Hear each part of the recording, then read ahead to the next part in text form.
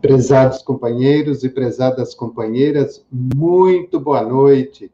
Estamos dando início ao programa Espiritismo e Vida, nesta nova série que iniciamos aos domingos, às 20 horas, que é o estudo sistematizado do livro O Evangelho segundo o Espiritismo. Lembrando sempre que o programa Espiritismo e Vida é uma realização do Grupo Cair Bar Schutel de Divulgação Espírita de Pindamonhangaba, apoio do Centro Espírita Caridade e Amor André Luiz, aqui de Pindamonhangaba, e patrocínio da Integral Terapia Holística, aqui de Pindamonhangaba.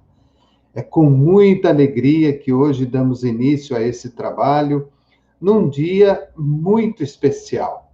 Hoje, 18 de abril de 2021, comemoramos a primeira edição, a publicação da primeira edição de O Livro dos Espíritos, lá em Paris, na França, pelo nosso querido Allan Kardec.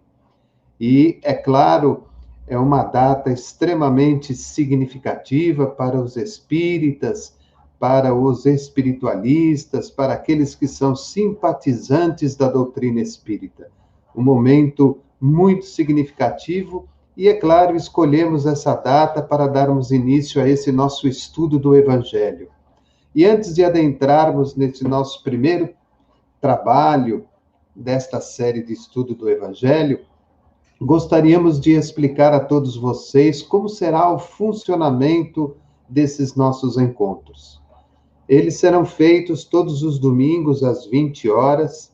A cada domingo, nós teremos a presença de um convidado. Formamos um grupo de 6 expositores e a cada domingo, como eu disse, um deles virá até aqui trazer o seu comentário a respeito de determinado item do Evangelho. Escolhemos fazer esse trabalho de uma forma sistematizada para estudarmos item por item cada trecho do Evangelho segundo o Espiritismo, desde o seu início, lá no prefácio, até o seu último item do seu último capítulo, para que possamos entender de uma forma bem clara, bem objetiva, qual é a grande finalidade do Evangelho segundo o Espiritismo, que foi, com a ajuda dos benfeitores amigos, elaborado e publicado pelo nosso querido Allan Kardec. Os expositores que farão parte deste encontro são David Ascenso, esse que vos fala, o nosso querido companheiro Marcos Cuba, aqui também da cidade de Pindamonhangaba, Paulo César Lodge, da cidade de Bauru, interior de São Paulo, Marildo Brito, também da cidade de Bauru, no interior de São Paulo, o nosso querido companheiro César Sátiro, do Canadá, da cidade de Sherbrooke, no Canadá, e o querido jovem e companheiro Victor Hugo Guimarães, da cidade de Uberlândia, no interior de Minas. Então, como eu disse, a cada semana nós estaremos enviando a todos o link para que possam participar desse encontro, para que possam participar deste momento tão importante e tão significativo com relação ao estudo sistematizado do Evangelho segundo o Espiritismo. Nós vamos dar início hoje ao estudo do Evangelho através do primeiro item que faz parte dele, que é o prefácio. Mas antes de falarmos do prefácio, é importante lembrar que o Evangelho segundo o Espiritismo, ele contém a explicação das máximas morais do Cristo, sua concordância com o Espiritismo e sua aplicação nas diversas situações da vida. Isso escrito por Allan Kardec. E ele mesmo depois escreve: não há fé inquebrantável, senão aquela que pode encarar frente a frente a razão em todas as épocas da humanidade. Antes de falarmos do prefácio, antes de darmos início ao estudo propriamente dito do prefácio, nós vamos falar a respeito do Evangelho em si, a respeito de como foi elaborada toda a tarefa para que Kardec conseguisse chegar a essa obra tão maravilhosa que nos faz relembrar todos os ensinamentos morais do Cristo e que fazem parte muito significativa da nossa vida, nesse processo de mudança, nesse processo de transformação, da qual todos nós já há muito tempo estamos vivenciando e que são importantes para nós, para o nosso crescimento, para o nosso desenvolvimento. Então, o Evangelho segundo o Espiritismo, ele foi lançado em 15 de abril de 1864. Então, completou nesse ano de 2021 157 anos. Então, o mês de abril, com relação a Kardec, ele é, assim, muito recheado, né? Porque no dia 2 de abril, nós comemoramos o aniversário do Chico. No dia 15 de abril, os 157 anos do livro O Evangelho segundo o Espiritismo, e hoje, 18 de abril, a primeira edição do livro dos Espíritos. Então, o Evangelho segundo o Espiritismo, ele foi lançado em 15 de abril de 1864, completou 157 anos. A sua primeira edição, em Paris, na França, tinha um outro nome. Quando Kardec fez a sua primeira edição, o Evangelho segundo o Espiritismo chamava-se Imitação do Evangelho. Imitação do Evangelho. Nas edições seguintes, Kardec muda o nome para representar melhor o verdadeiro conteúdo da obra. Então, sob a orientação dos benfeitores espirituais, Kardec, um pouquinho mais à frente, muda nas edições seguintes o nome de Imitação do Evangelho para o Evangelho segundo o Espiritismo. Como eu disse lá no começo, Kardec ressalta que nele encontramos as explicações das máximas morais do Cristo em concordância com o Espiritismo. Então, Kardec coloca as máximas do Cristo e, com a ajuda dos espíritos que trabalharam com ele na formação dessa obra, ele faz com que elas venham em concordância com os ensinamentos do Espiritismo. Ou seja, que haja um entendimento claro e importante de que o Evangelho, ele faz parte dessa parte, ele faz parte desse lado mais religioso, mais moral do Espiritismo. Enquanto nas outras duas partes da pirâmide, nós temos aí a ciência e a filosofia. Então, esse tripé, ciência, filosofia e religião, é que compõem o arcabouço da doutrina espírita, e o Evangelho segundo o Espiritismo é essa parte mais religiosa, que trata mais da moral do indivíduo, que trata mais de todos os ensinamentos deixados por Jesus durante a sua passagem na Terra, e que são essa ferramenta importantíssima para que nós possamos modificar, transformar e adequar de uma maneira melhor a nossa vida moral com a vida material que ora estamos vivenciando.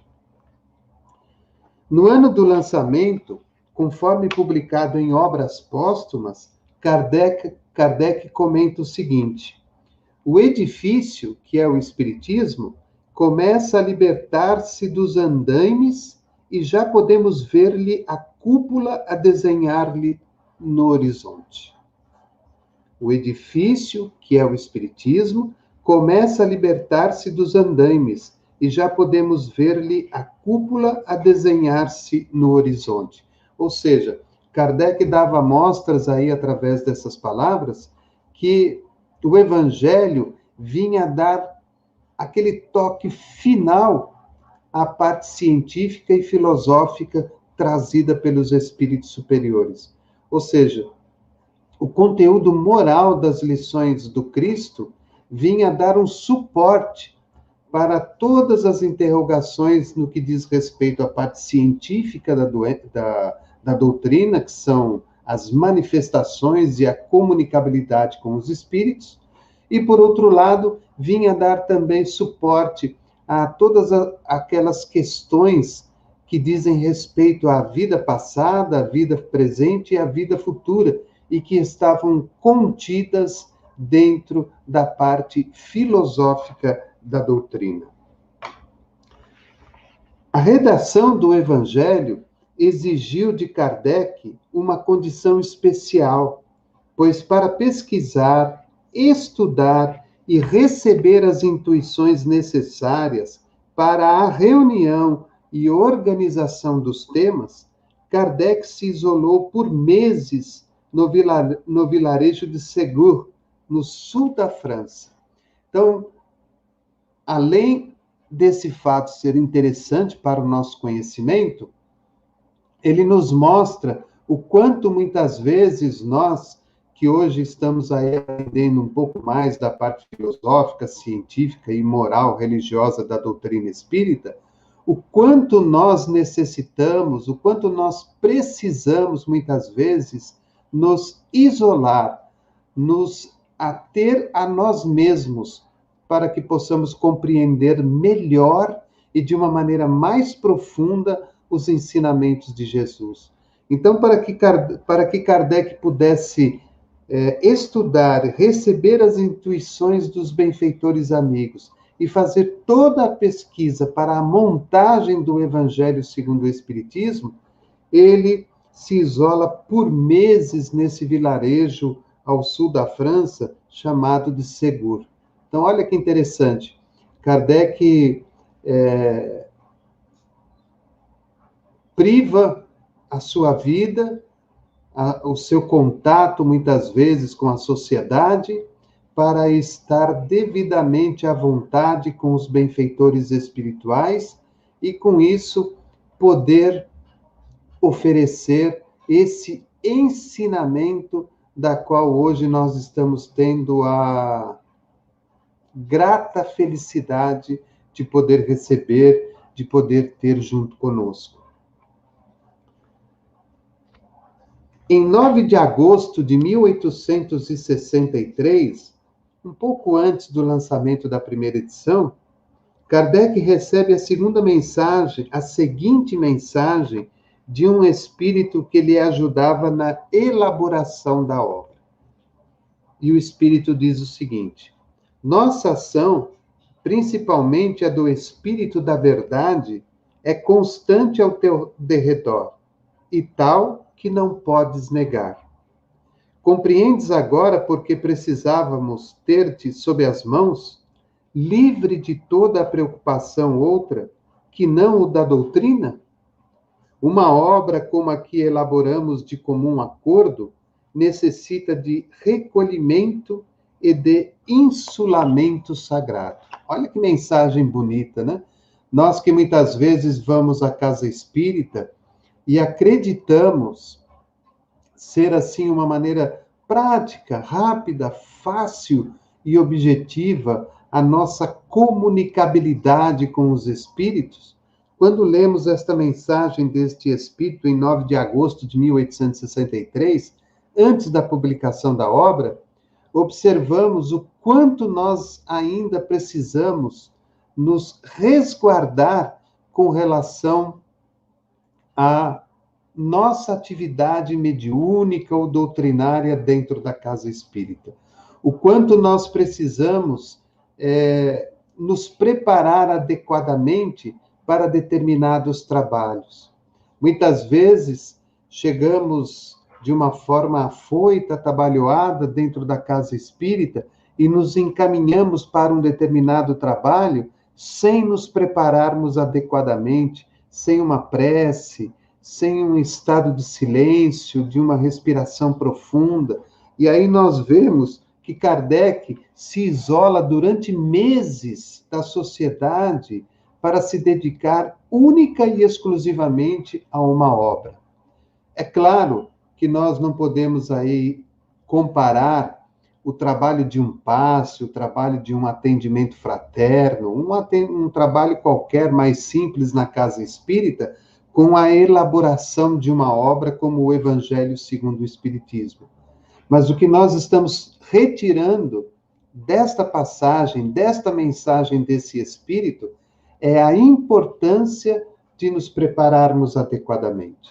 A importância de nos colocarmos verdadeiramente à disposição dos benfeitores amigos, para que haja essa contribuição de um para com o outro.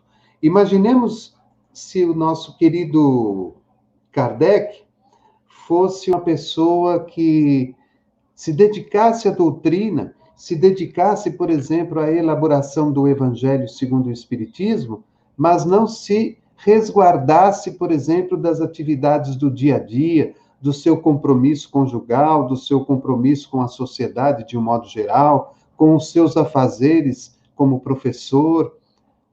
Talvez a obra não se complementaria conforme a necessidade e conforme o ideal dos benfeitores amigos. E o Espírito deixa bem claro no final: uma obra como a que elaboramos de comum acordo necessita de recolhimento e de insulamento sagrado. O Evangelho em si, no cotidiano da vida, ele nos oferece algumas questões que são extremamente importantes. Em toda a obra do Pentateuco, em toda a obra da doutrina espírita, nós vamos encontrar os escritos de Allan Kardec que se completam um com o outro. Muitas vezes nós encontramos um texto no Evangelho e vemos Kardec citando um pouco daquele mesmo texto lá em Obras Póstumas, ou na Gênesis, ou em algum capítulo da Revista Espírita. Enfim, eles vão se complementando, eles vão se ajustando. É como tijolinhos que vão se juntando para formar aquela parede única e de muita firmeza para a nossa vida. Então, o Evangelho, ele nos oferece princípios, que são os princípios morais deixados por Jesus, ou seja, a moralidade, o bem, o amor, a caridade, a renúncia, a resignação, o perdão, o entendimento, o honrar pai e mãe, o amar até mesmo aos nossos próprios inimigos, e assim sucessivamente. Então, o Evangelho, a primeira coisa que ele nos traz são os princípios morais que Jesus nos ensinou. Segundo, o Evangelho nos fala sobre justiça. E essa justiça está diretamente ligada às vidas anteriores, à vida presente e àquilo que vamos preparar para uma vida futura. Lembrando que a vida presente, ela nada mais é do que um montante de tudo aquilo que nós realizamos, talvez numa vida anterior ou em algumas vidas passadas, e que hoje, juntos, nós estamos aqui, nesta atual encarnação, tentando ressarcir as dívidas, tentando resolver os problemas que ora ficaram pendentes, tentando acertar as nossas inimizades através do amor, do bem, da caridade. Então, o princípio de justiça. E lembrar, é claro, que todos nós, através desse processo da justiça que há no Evangelho, nós vamos preparando a nossa próxima encarnação. Ou seja, resgatamos os nossos compromissos, trabalhamos as questões morais ainda pendentes dentro de nós, e com isso vamos nos preparando para uma nova jornada, para que ela seja melhor do que esta e muito melhor do que aquelas que ficaram para trás. O Evangelho nos fala de bondade, e essa bondade se reflete através da caridade exercida em favor do próximo. E bondade está diretamente ligada à questão de sermos bons, bons de uma forma infinita, bons com a natureza, com os animais, com os familiares, com os amigos, com as pessoas que convivem conosco no nosso trabalho, com aqueles que não nos aceitam, com aqueles que não nos compreendem, com aqueles que não entendem as nossas posturas, com aqueles que não entendem que também somos espíritos frágeis, que temos as nossas falhas. Então, o exercício da bondade tem que se fazer presente em todos os instantes da nossa vida. E o Evangelho nos ensina isso. É uma forma de entendimento mais profundo da questão espiritual de cada um de nós. Isso não tem essa bondade, ela não tem nada a ver com a vida material. Porque na vida material é de nossa obrigação sermos bons para com a sociedade, bons para com as outras pessoas. Mas dentro da questão espiritual, a bondade ela vai num campo muito maior, porque é um exercício onde a nossa bondade interior, ela se amplia de uma tal maneira, de uma tal forma, que abraça não só os encarnados que estão conosco, mas também aos desencarnados que estão presentes na nossa vida. Porque nós sabemos, como diz Paulo de Tarso, vivemos cercados por uma multidão de testemunhas. E essas testemunhas, elas não são só os espíritos bons que gostam de nós, que tiveram alguma afinidade conosco, que conviveram em alguma encarnação conosco, que foram nossos familiares, mas também espíritos, talvez em muito maior número, que nos pedem mudanças de postura, de atitudes, de pensamentos, de sentimentos, de ações, ou seja, a mudança moral do indivíduo, a grande finalidade do Evangelho. O Evangelho também nos traz a misericórdia divina, e a misericórdia divina, ela se faz presente através da lei da reencarnação. Temos o que verdadeiramente merecemos.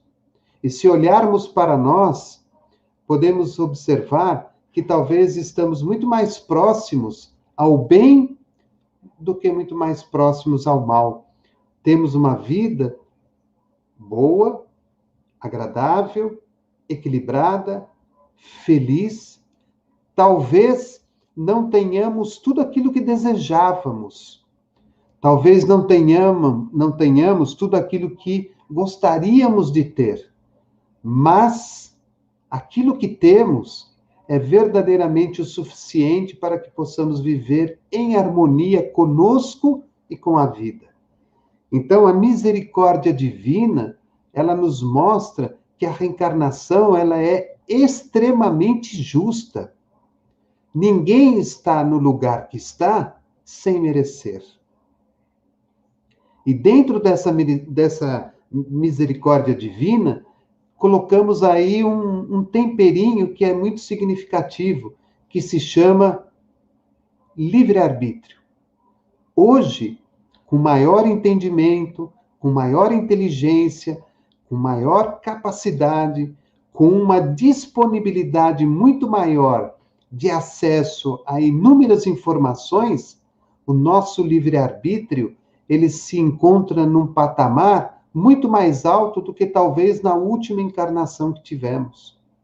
Então, a misericórdia divina, ela se junta a esse livre-arbítrio para que nós possamos tomar as melhores decisões e fazer aquilo que realmente seria o melhor para nós. As escolhas é que vão determinar o que seremos ou o que faremos no futuro. Mas a misericórdia divina, ela é insubstituível. ela não se modifica. Ela se faz presente na encarnação atual, dando-nos a entender o que fomos em vidas passadas.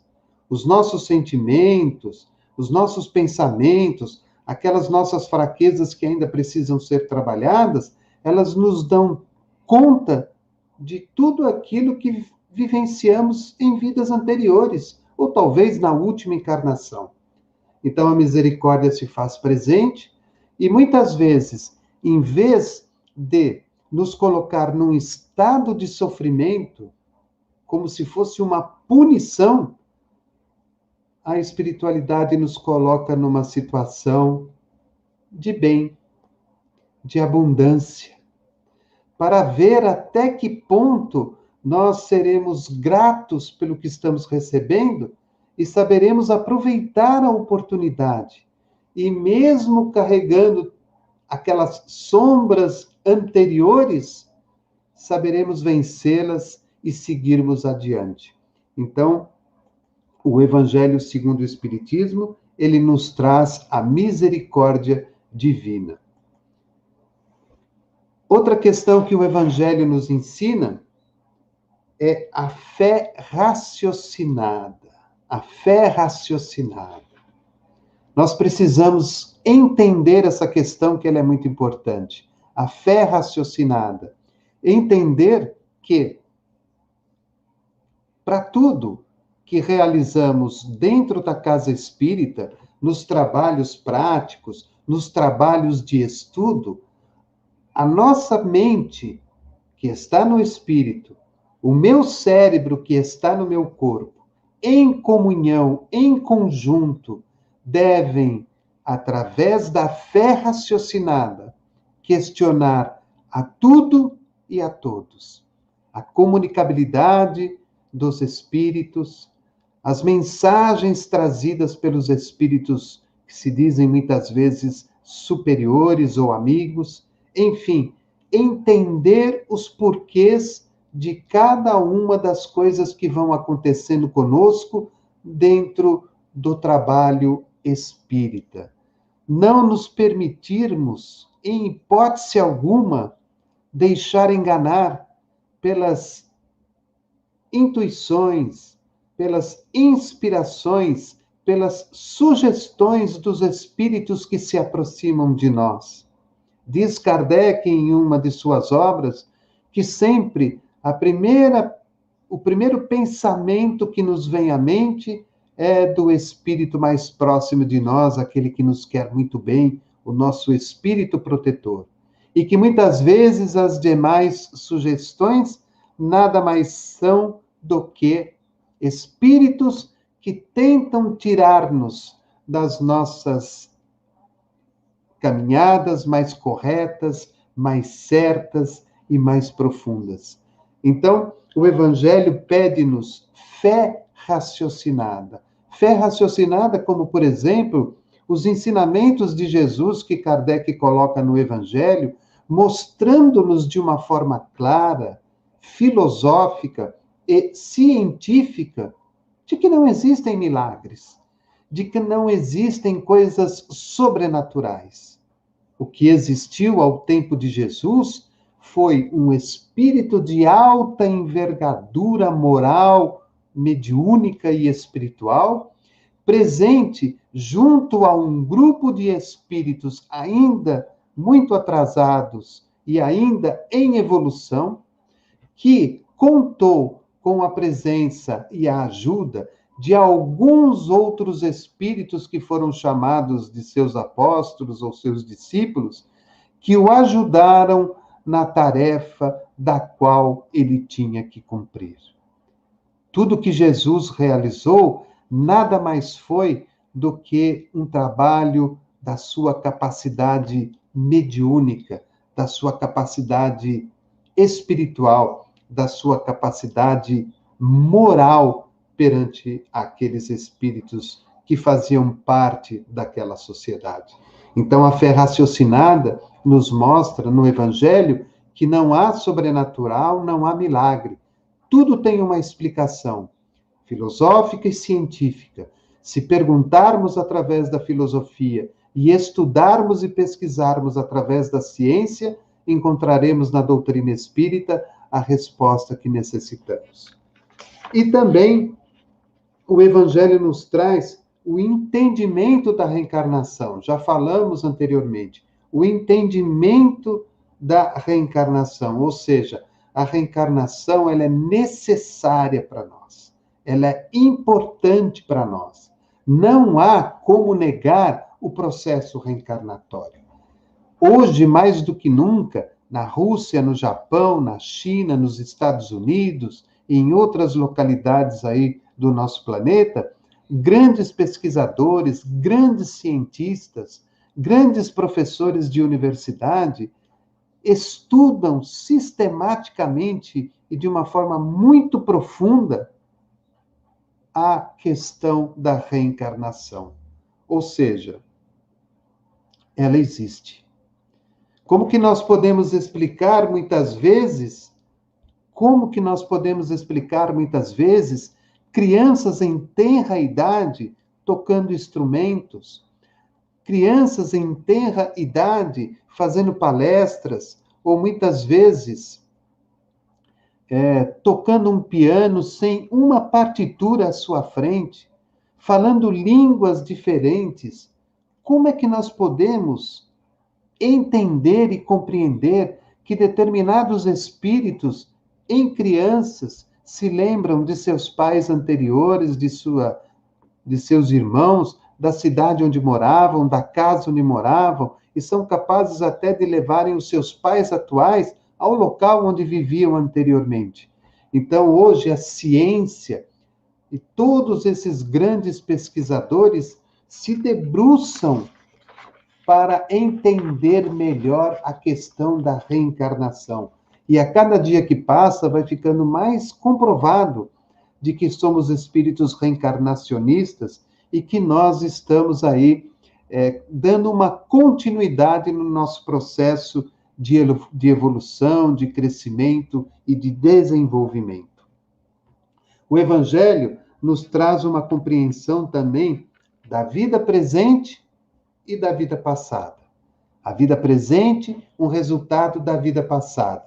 Ou seja, aquilo que muitas vezes fizemos em vidas anteriores, isso se retrata nessa vida atual. As nossas tendências negativas, os nossos ímpetos negativos, os nossos medos, os nossos traumas, aquelas coisas que muitas vezes não conseguimos compreender, que não conseguimos entender, elas se tornam claras na atual encarnação, mostrando que, como eu posso ter determinado trauma, determinado medo, determinada angústia, determinados sentimentos, pensamentos negativos, se ora não vivenciei isso nesta atual encarnação. Prova da vida passada, que, como eu disse, se reflete nessa vida presente.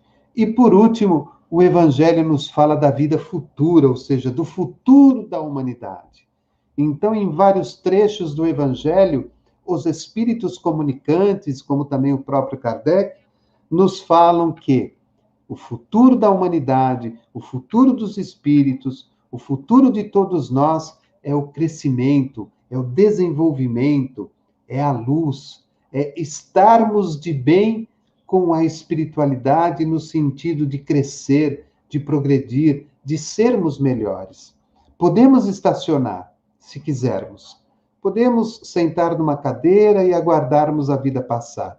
Mas a lei do progresso que está lá contida no livro dos Espíritos, as leis naturais de Deus, ela, a lei do progresso, querendo ou não, irá nos impulsionar para frente. De qualquer forma, seremos impulsionados para o progresso, para o crescimento e para o desenvolvimento. Então, só para guardarmos, o Evangelho, ele nos fala como princípios básicos: justiça, bondade, misericórdia divina, fé raciocinada, entendimento da reencarnação, vida presente, vida passada e o futuro da humanidade. Então, nesse pequeno período aí que nós estamos aqui juntos, com alguns aí, companheiros aí, deixando o seu boa noite e o seu carinho através do chat. Nós agora vamos falar do Espírito da Verdade. Então, falamos de Kardec, como ele elaborou a obra, falamos do conteúdo que a obra nos oferece, e agora nós vamos falar sobre o Espírito da Verdade, ou o Espírito de Verdade. O nosso querido Chico chamava-nos a atenção a todos quando lá estávamos, que o certo seria dizermos o Espírito da Verdade. E no próprio parecer, né, de Kardec, ele muitas vezes coloca como o Espírito da Verdade. Então, o Espírito da Verdade, ou o Espírito de Verdade, é um espírito citado nas obras do nosso querido Kardec. A citação ocorre primeiramente em O Livro dos Espíritos, no último parágrafo dos Prolegômenos, onde os participantes ativos da obra, que foram as personalidades já desencarnadas, são apresentadas. Então, lá no Livro dos Espíritos, que foi editado antes do Evangelho, né? O Livro dos Espíritos, em 1857, e o livro O Evangelho segundo o Espiritismo, em 1864, lá no finalzinho, no último parágrafo dos Prolegômenos, pela primeira vez, a citação do Espírito da Verdade aparece, juntamente com outras personalidades que fizeram parte também da elaboração e da publicação do Livro dos Espíritos. Se nós formos olhar aqui em João, capítulo 15, versículo 26, João deixa registrado para nós o seguinte: mas quando vier o Consolador, que eu da parte do Pai vos hei de enviar, aquele Espírito da verdade que procede do Pai, testificará de mim. Olha que bonito. Então, até mesmo antes de Kardec, lá com Jesus, João escreve no capítulo 15, versículo 26, mas quando vier o Consolador, que da parte do Pai vos hei de enviar, por parte do Pai eu vos enviarei, aquele Espírito da verdade que procede do Pai, testificará de mim. Então, Jesus já nos preparava para a vinda do Espírito da Verdade. Lá no livro Obras Póstumas, nós fomos apresentados ao Espírito de Verdade, isso é Kardec falando, fomos apresentados ao Espírito da Verdade em Obras Póstumas, na segunda parte intitulada A Minha Primeira Iniciação ao Espiritismo. Então, Kardec fala da sua apresentação, aliás, da apresentação do Espírito da Verdade para ele, que está lá em Obras Póstumas, na segunda parte intitulada A Minha Primeira Iniciação ao Espiritismo.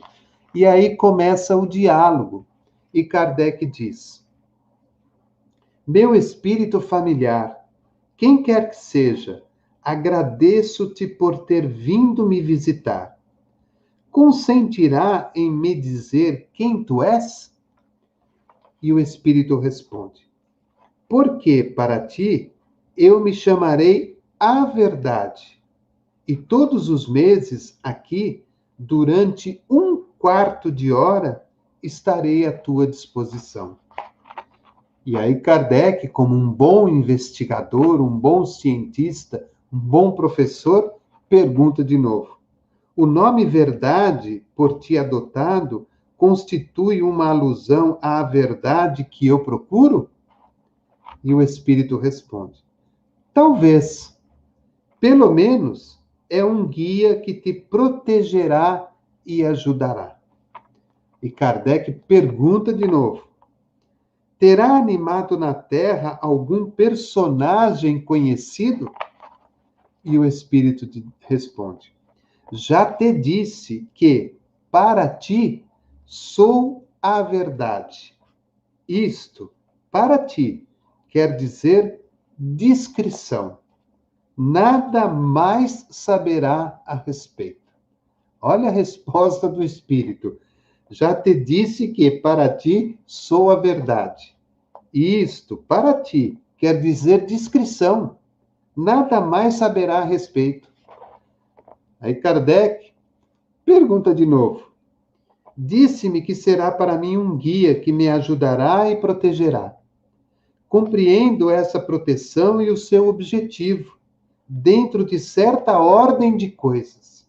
Mas poderia me dizer se essa proteção também alcança as coisas materiais da vida? E o Espírito responde: porque neste mundo a vida material é muito importante para se levar em conta. Não te ajudar a viver seria não te amar. Olha que bonito. Porque neste mundo a vida material é muito importante para se levar em conta. Não te ajudar a viver seria não te amar. Então, quer dizer, o Espírito responde para ele: claro que eu vou te ajudar a viver e alcançar as suas coisas materiais. Se eu não fizer isso, eu não estou te amando. Olha que bonita a resposta do Espírito, né? Primeiro, muito bonita o questionamento de Kardec, né?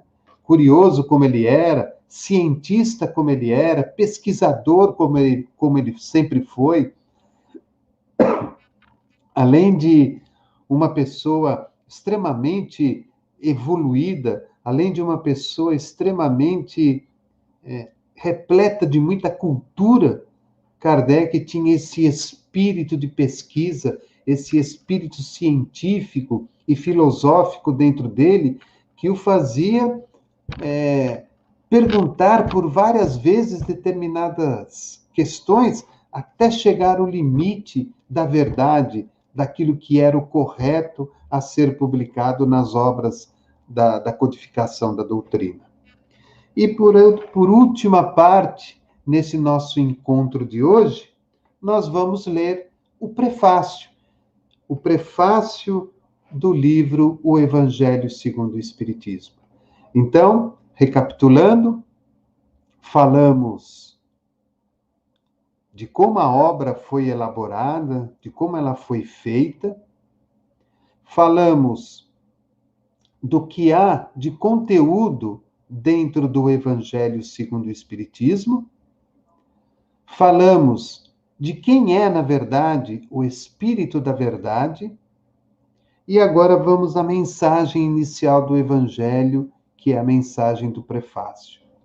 Antes de lermos a mensagem, é muito interessante lembrar o seguinte, que muitas pessoas dentro do movimento espírita atribuem o Espírito da Verdade à personalidade de Jesus, de que o Espírito da Verdade seria o próprio Jesus. Outros acreditam que o Espírito da Verdade seria o conjunto dos espíritos que fizeram parte da elaboração do livro O Evangelho segundo o Espiritismo.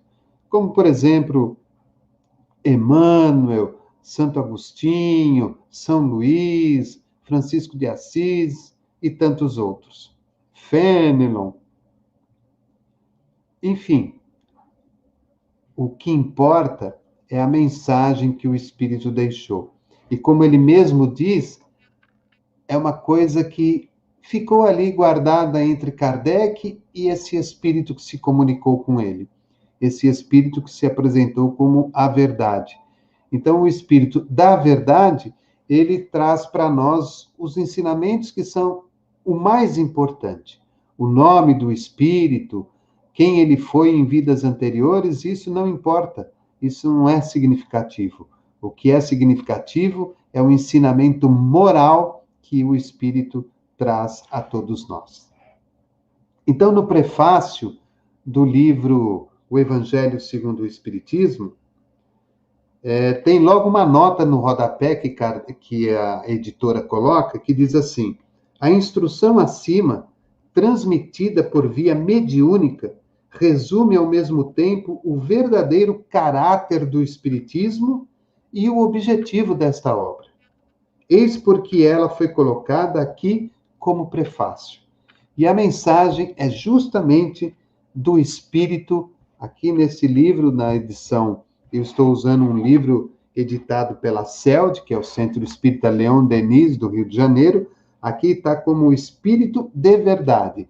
Eu já vi algumas publicações de algumas outras editoras, escrito o Espírito da Verdade. Mas vamos mantê-lo como o Espírito da Verdade. E ele diz assim: os Espíritos do Senhor, que são as virtudes dos céus, como um imenso exército que se move desde que dele recebeu a ordem, espalham-se sobre toda a superfície da terra. Semelhante às estrelas resplandecentes, eles vêm iluminar a estrada e abrir os olhos dos cegos.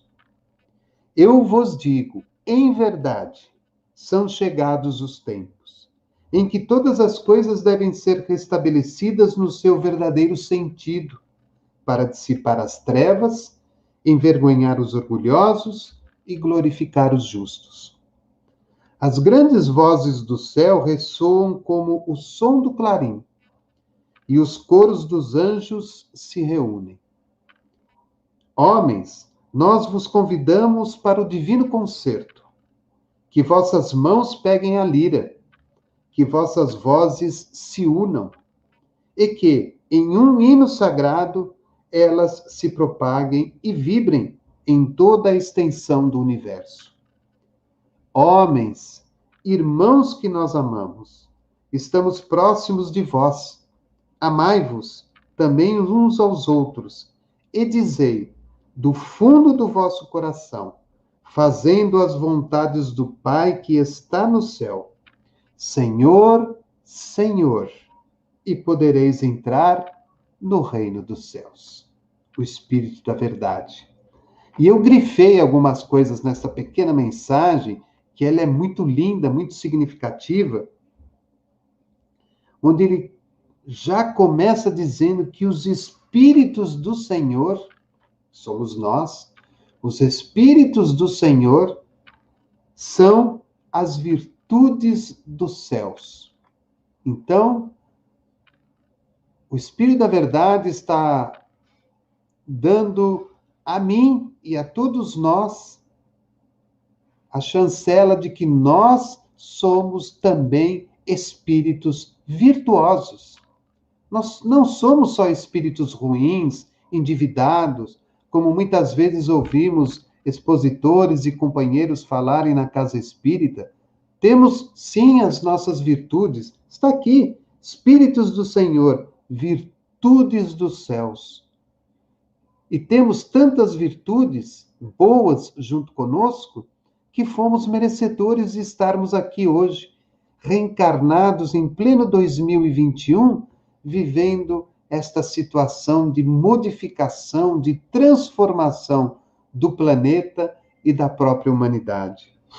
Nós formamos um imenso exército e nós temos uma ordem de nos espalharmos sobre a superfície da Terra. Por isso que vemos a doutrina se multiplicando por todos os cantos, por todas as partes, por todos os países. A mensagem espírita, através da codificação, dos livros do Chico, do Divaldo e de tantos outros grandes expositores e divulgadores da doutrina, se espalham por todos os continentes, levando essa mensagem de amor e de esperança a todos os corações. Esse trecho eu vejo como muito importante e muito condizente com este momento que nós estamos vivendo. São chegados os tempos onde todas as coisas vão ser restabelecidas. Nós vamos dissipar as trevas, envergonhar os orgulhosos e glorificar os justos. É tudo o que nós estamos vivendo neste momento. A transformação moral do indivíduo e da humanidade. São chegados os tempos. Todas as coisas vão ser restabelecidas. Nós vamos dissipar as trevas, envergonhar os orgulhosos e glorificar os justos. Depois, ele nos convida, aliás, para um divino concerto, para que as nossas mãos peguem a lira e que possamos tocar.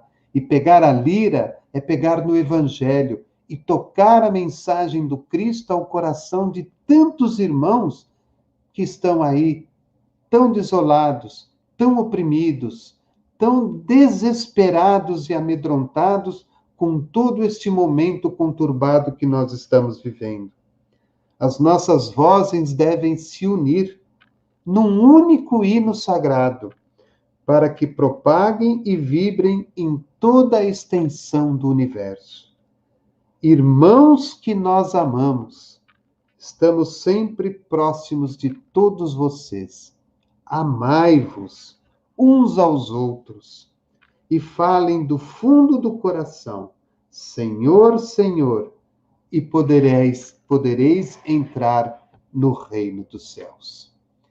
Então, acredito que para esse nosso primeiro encontro do estudo sistematizado do Evangelho segundo o Espiritismo, procuramos trazer aí em 4 partes essa introdução, essa abertura desses nossos encontros que serão realizados daqui para frente, né? A maneira como o Evangelho se formou,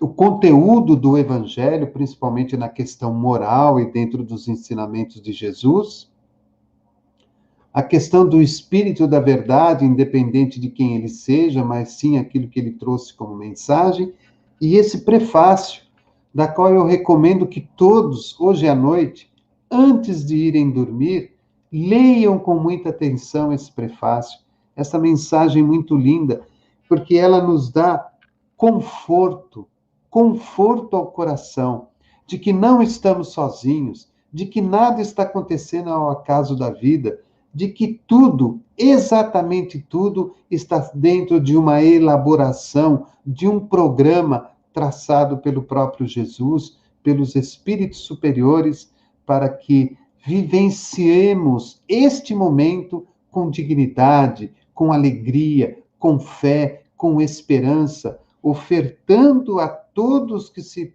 postarem à nossa frente tudo isso que estamos ganhando da doutrina espírita, tudo isso que nós estamos ganhando do Evangelho segundo o Espiritismo. É uma lição significativa logo neste prefácio do Evangelho. E eu peço licença, vou repetir esse parágrafo, porque eu vejo que é de tudo aquilo que foi escrito pelo Espírito da Verdade, vejo como o mais importante. Eu vos digo em verdade, são chegados os tempos em que todas as coisas devem ser restabelecidas no seu verdadeiro sentido, para dissipar as trevas, envergonhar os orgulhosos e glorificar os justos. Então, as trevas estão se dissipando, os orgulhosos estão sendo envergonhados e os justos serão glorificados pelo bem que realizarem, pelas preces que ofertarem, pelas vibrações que doarem e pelas mãos que possam estender em favor daqueles que sofrem, em favor daqueles que precisam de amparo e de ajuda. Que nós, na nossa intimidade pessoal, com toda a simplicidade que temos dentro do nosso coração, e principalmente entendendo e compreendendo tudo aquilo que o nosso querido Chico falou para nós durante o tempo que estivemos junto com ele, que nós possamos fazer do Evangelho o nosso livro de cabeceira mesmo. Eu me lembro dos 8 anos que estive junto com o Chico, e 2 coisas me marcaram muito essa convivência com o Chico. A primeira delas, eu não me lembro exatamente se em algum momento que eu estive perto do Chico, ele não tinha na sua mão um exemplar do Evangelho. Fosse no Grupo Espírita da Prece, fosse lá no Evangelho do Abacateiro, fosse na Vila dos Corvos, fosse nas vilas mais longínquas, fosse na cadeia pública de Uberaba, fosse na casa dele mesmo, em todo lugar em que nós estávamos junto com o Chico, ele tinha sempre na mão o seu exemplar do Evangelho segundo o Espiritismo. E acontecesse o que acontecesse em determinado momento daquela visita, daquele encontro, Chico se utilizava do Evangelho, abria e sempre, sempre, sempre a lição era diretamente para todos nós que estávamos ali, vivendo aquele momento junto com aquelas pessoas. E o outro ensinamento que o Chico sempre comentava, que me marcou bastante, é que é muito, muito significativo nós ouvirmos companheiros e irmãos que têm um cabedal de inteligência extremamente superior, extremamente afinado, né? Companheiros que guardam datas, que guardam nomes, que guardam locais, que guardam cidades, que guardam tudo.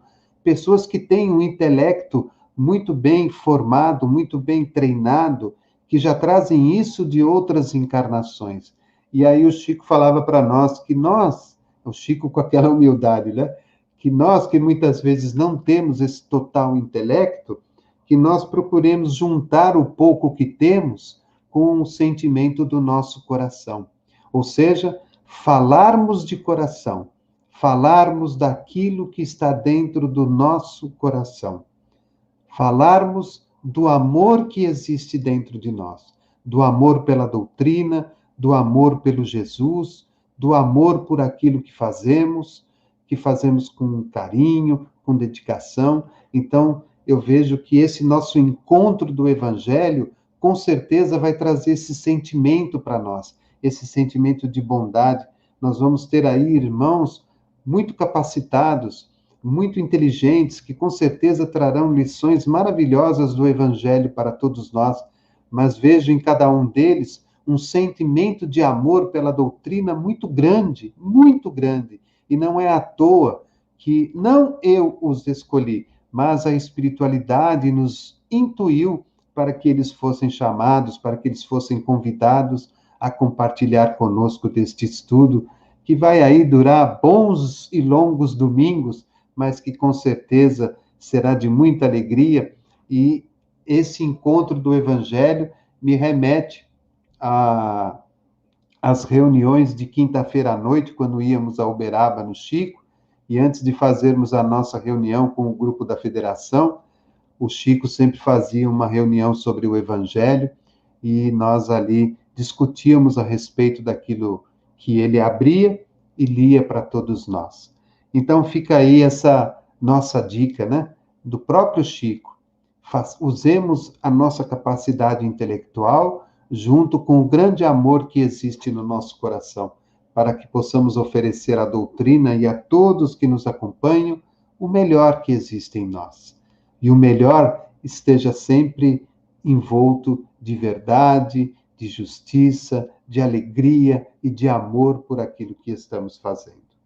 Meus queridos, muito obrigado a todos, muito obrigado a todos vocês aí que estão aí mandando suas mensagens, ao Paulo, que faz tempo que eu não vejo. Paulo, um beijo no seu coração, para a Rose, para as crianças, a Elisa, muito obrigado, a Adriana, ao querido Paulo Lodi, meu amigo do coração, aos amigos do Centro Espírita Caridade e Amor, André Luiz, a Celinha, a Vera Lúcia, ao Gui, a Eliana, a nossa querida Marila, a Daniela, a Ana Maria Façanha, a Rose, a nossa querida Adriana Dama, se eu não falei, a Janaína, a Elisa, enfim, a todos os demais que estão aí nos acompanhando, que mandaram a sua mensagem, Nós estaremos de volta na próxima semana, às 20 horas.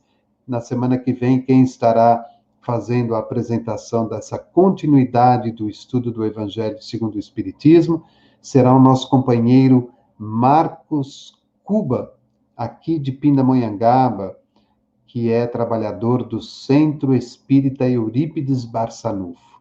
Domingo que vem, às 20 horas, aqui no canal do programa Espiritismo e Vida. Rogo a Jesus um bom final de domingo a todos, uma boa noite, um bom descanso, uma semana repleta de muita alegria, de muita paz, de muito amor, de muita saúde, de muita felicidade, que continuemos a nos proteger, a proteger aqueles que estão próximos de nós e oferecer à vida o que podemos dar de melhor, que é o nosso amor, a nossa gratidão por estarmos vivos e por estarmos aqui seguindo a nossa jornada com amor e com carinho. Uma boa noite a todos e que Jesus, o nosso querido Mestre, nos abençoe em nossa caminhada. Até domingo e até lá.